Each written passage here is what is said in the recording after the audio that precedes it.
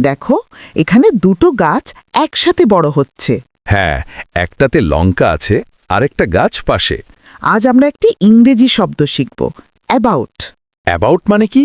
About মানে চারপাশে, কাছাকাছি বা নিয়ে কথা বলা। লঙ্কা গাছটা ডালের অ্যাবাউট আছে। মানে গাছের আশেপাশে? অ্যাবাউটের মতো শব্দ হল around, near, approximately, concerning, on. এগুলো সবই কাছাকাছি বা নিয়ে বোঝায়। অ্যাবাউটের উল্টো শব্দ হল far, away, exactly, inside, distant.